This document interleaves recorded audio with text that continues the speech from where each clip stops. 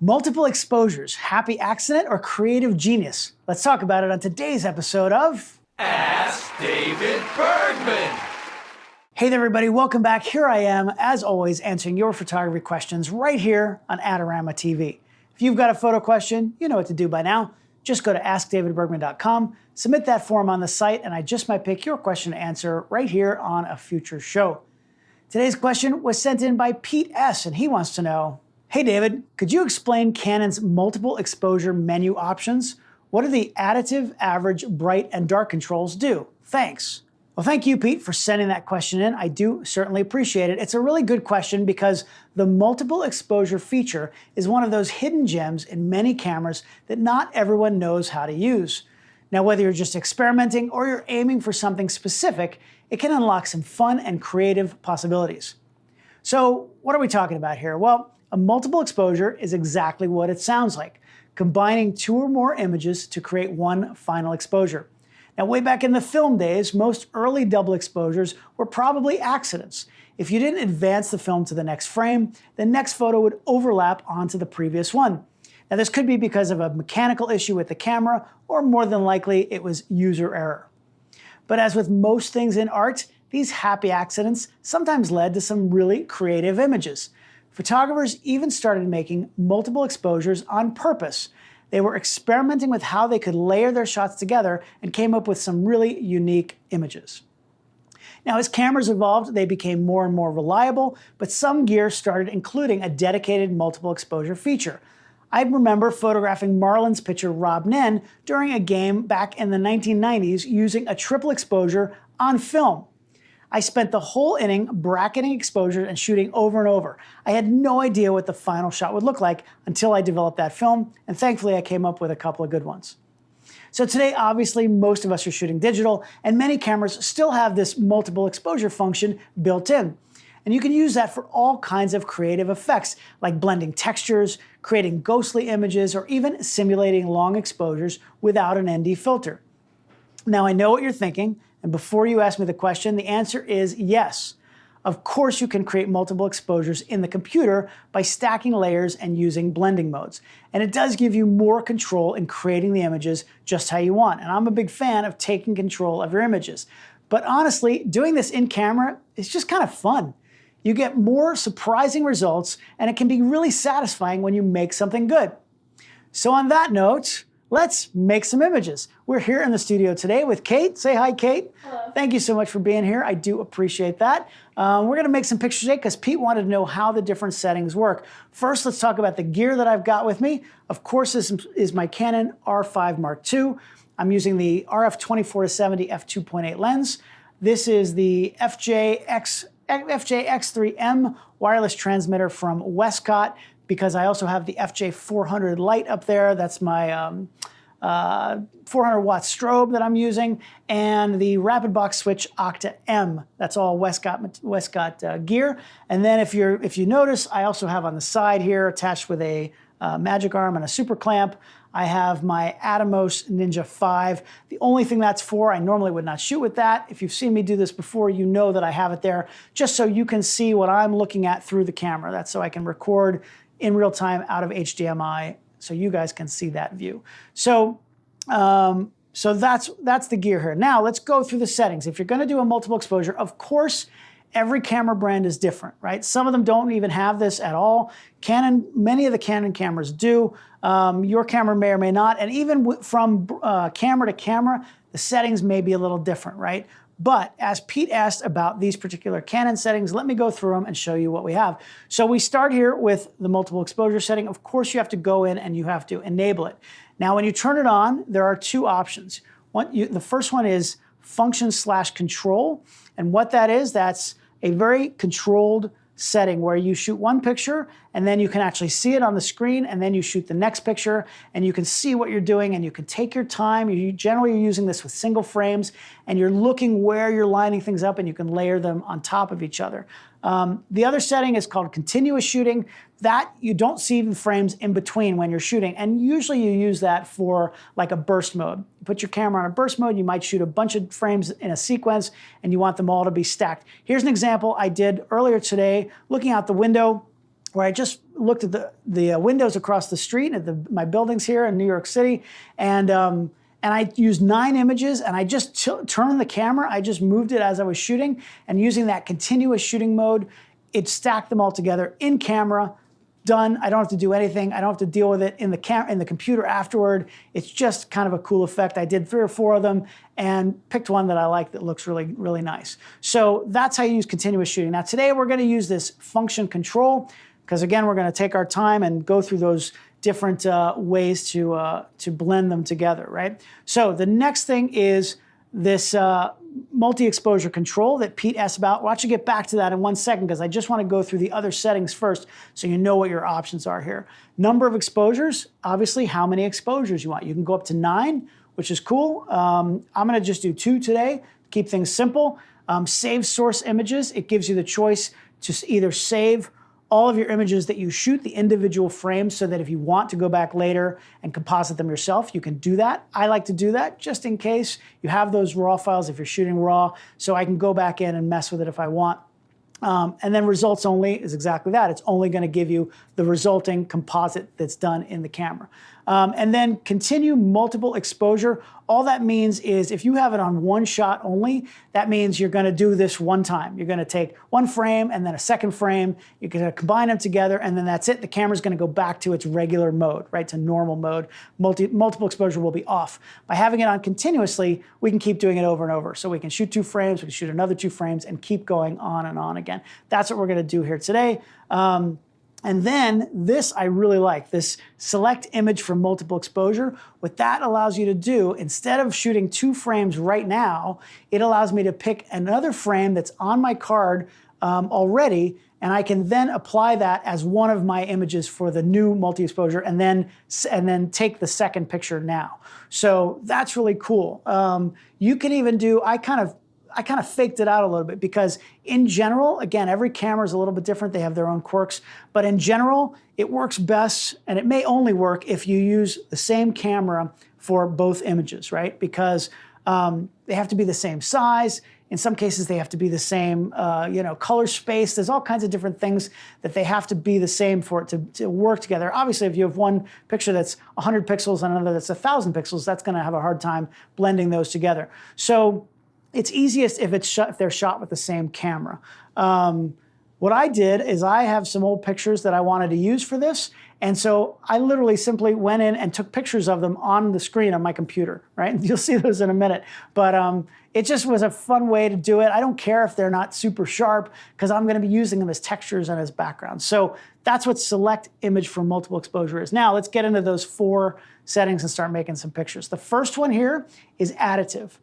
And what additive does, it's just like film, right? So the way film would work is it would just sort of mash the 2 pictures together, or the 3 or 4 pictures, like that baseball picture, and it would just put them on top of each other. Now, the issue with that is as you shoot more frames, your image is going to get brighter and brighter, right? That exposure is cumulative. So if you have multiple bright things layered on top of each other, it's going to get brighter and brighter until eventually it's going to be blown out. It's just going to be a solid white frame. So, but that's what additive does. It's exactly like film was in the old days, right? So let's just take a picture here and see how that works. So we're on additive. Let's see. So I'm going to take 2 different pictures now. Okay, it's ready to go. We're going to make a couple of pictures here. Again, I'm just using a very simple lighting setup. This is not. This is just for educational purposes. So I'm keeping things real simple. I'm going to move this light out a little bit just to get a nice 45-degree Rembrandt angle on there.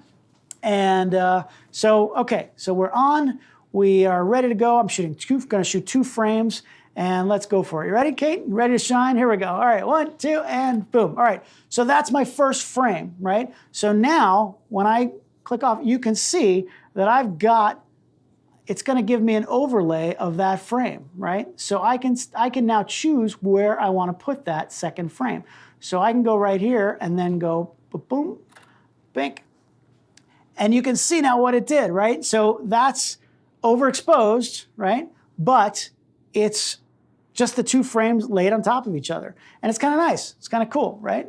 Where the overlap is. Now, if I went 3, 4 frames, we're going to get really overexposed here. Let's look at the difference. Let's go to 3 frames, and let's put one over there. Boom. And then we're going to put one frame right here. Boom. And then we'll go one frame right here. And you can see what's happening. We've got triplicate, but because we're on additive, it's blown out, right? It's way too much, way too bright. Exposure's way too hot. On her red sweater there, that part is a little bit darker, but still, I would say overexposed. So now let's go in and let's switch to average. Okay, we'll do 3 frames again just to compare and contrast. We'll start over there, 1, 2, boom. And now we're gonna go this way, boom. And now we'll go here on 3 and boom.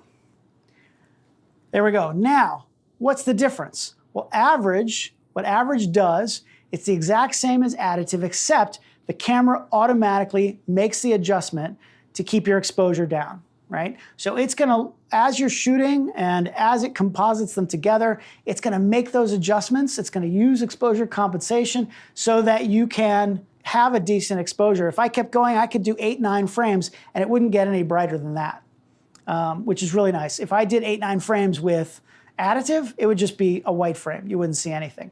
So that's how additive and average work. The other two are bright and dark.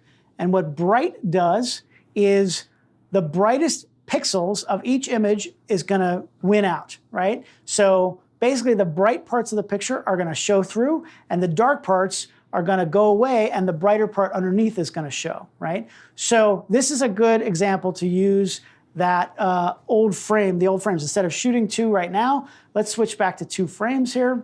And I'm gonna select one of my pictures from before. Let's go with this leaf that I have that is kind of cool for something like this. And it gives me confirmation. This will be the first image used for the multiple exposure. I'm gonna say yes. And then it already gives me the overlay, right? So I can already see so that I can choose where I want to. We're gonna go in a little closer here. And I can choose where I want to frame her in this picture now. I can come right here and I can see her eye. And of course the camera, the R5 is gonna focus on her eye. Boom. Yeah, and you can see the brightest part, her face, shows through, whereas the darker parts, more the back of her head, where, and her hair is darker because the light fall off from the strobe. And so the leaf showed through that secondary frame, which is kind of cool. It's a pretty cool effect. So now let's try the opposite. Let's go to the dark mode and see what that does with this same image. So let's select my leaf again. There we go. All right, and there's my confirmation. And if we just go right here, boom. Ooh, okay, now you can see the difference there. It's flipped, it's reverse of what happened before. All that white background, the leaf showed through, and the darker part of her face, which is not the part I really want to show. I'd rather show her face and her eye, but the back of her head and her hair, we can see it through because the dark parts went out. So that's the difference between light and dark. They're pretty much the same, but opposite. Just think literally every single pixel, whichever one is brighter, wins out. So if you've got the brighter parts of the frame and you're on light, the bright parts are going to show through, and it's vice versa for dark. Now, again, keep in mind that each camera brand does have its own quirks, right? There are particular settings for each one, but some things you should try to do when you're making these pictures, these multiple exposure pictures, it does help to pre-visualize what you want. If you have an idea of what the look you're going for, it does make it a lot easier because you're taking multiple things and have a lot going on. It is kind of nice to pre-visualize. However, this is all creative, right? And sometimes you just wing it. I mean, today we showed up here. I wasn't sure exactly what I was going to do, and we've been playing around and making some cool pictures. So it can be fun just to do that. I also, if you are shooting multiple things where you want them to be the same, like when I was doing those headshots, the 3 headshots, make sure you're on manual. I don't want my exposure to change. I'm not on TTL. I've got my lights set exactly where I want. It's going to be the same exact thing every time. Again, or not, if you want it to be different. RAW or JPEG, I personally like to shoot RAW because I have those original files, and that's gonna give me the option to manipulate them later if I wanna go ahead and start from scratch and take the time to do that. Honestly, if I don't have to, I'm not going to. If I can get it straight done in camera, that's amazing. But if you want that level of control, I shoot everything RAW anyway, so that's not an issue for me there. Experiment around with this. There's all kinds of things you can do. You can move the camera in between frames, like the thing I did with the buildings outside, right? I was moving the camera and shooting 9 frames really in rapid succession. So that's kind of a cool look. You can also change focus, right? Let's try something here real quick. I'm gonna go in and let's go back to, let's do average, because I like that with the exposure. And then what I'm gonna do is I'm gonna shoot 2 frames. And the first one's just gonna be a traditional normal headshot. Kate looks amazing, and boom. And then the next one, what I'm gonna do is I'm gonna defocus my camera, and I'm gonna make the image really out of focus as much as I can. I'm gonna overlap a little bit, and let's go right about there, and boom. And look at that, that's kind of cool, right? It's almost like a painterly look, right? I've seen pictures like this with landscapes and wildlife and things like that, where you can really sort of play around with that painterly look. It's kind of cool, the things you can do. Once you start thinking about how this works when you're layering these pictures together, the possibilities are really infinite. So use your own creativity, come up with some cool things, play around. That's really, at the end of the day, what this is all about. This is artistic, it's fun, have a good time with it. Kate, thank you so much for joining me. She was a good sport, folks. I do appreciate it. I'll put her Instagram down in the bio, down in the description if you want to go check her out. Thank you very much. What about you guys? Have you ever made an in-camera multiple exposure? I know it's a unique thing that not everybody does. Let me know if you've done it and how it went for you. Of course, just let me know down in the comments below. I'll do my best to be in there as often as I can. Remember, you can send in your own photo questions by going to askdavidbergman.com. If you do like these videos, I do appreciate you hitting that like button. And of course, subscribe to the Adorama YouTube channel. There's so much free content on here every week. Click that bell icon so you're notified when new shows come out from me and all of the other hosts here on Adorama TV. Thanks so much for joining me, and I hope to see you next time right here on Ask David Bergman.